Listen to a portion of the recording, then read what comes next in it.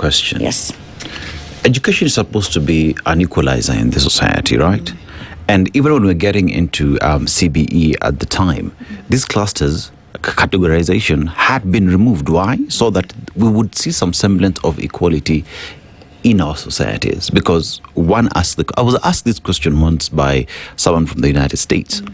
Why do we have national schools and we have provincial schools, as it were, or even village schools, let me put it like that, where education is provided for equally across board to all the students? So what does this mean when you see some schools have more investments than the other, yet the exam is one for them to proceed to the next level?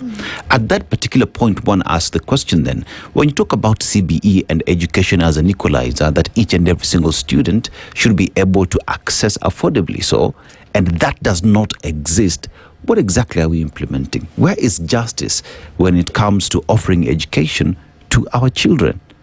I think the idea of coming up with the competency-based education was we would have talked about God-centered idea, in that we were shifting from a situation whereby it was just competition and issue of reading for reproduction during the exams and passing exams and transiting to the next level. And I thought we were coming up with a situation whereby we were going to have education as an equalizer, as you say. And even in the greater thinking was that even we would look at equity in the distribution of resources, infrastructure, and every other thing, so that we would get those schools that we would consider as cluster 4 now and cluster 3.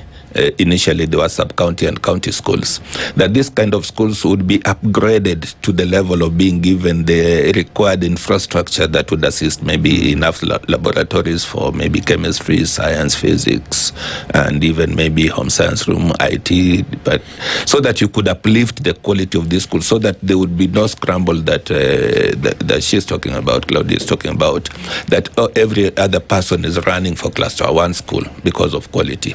And we thought the government would really say, how do we invest to uplift these other schools, so that each and every region in this republic, if we are not talking about counties, have qualitative classrooms such that people are not all running to the schools that were initially being considered as national schools or extra-county schools, which are now at cluster 1 and cluster 2. I think the implementation is the challenge and the problem in this country. That what we have even done about this clustering, we have just changed the names. We have not changed the schools. It's just changing that now, instead of saying national, extra-county, we have talked about clusters. We are going back to the initial idea. You cannot do the same things the same way and expect different results. And that is why this scramble will be there. I think it is high time. Yesterday I was talking to in another studio, and I was saying, as stakeholders in education, we need to really rethink education. We really need to rethink education if we want to have education as an equalizer, where every child gets the same quality. Some people were even talking about that now we have entered into the struggle of transporting our children from our region to other regions to go and acquire education. Well, we had said that you don't need to take your child far.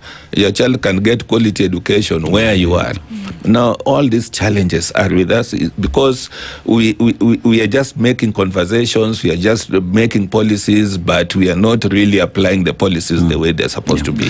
And that is even where now we are politicizing education. We are politicizing education.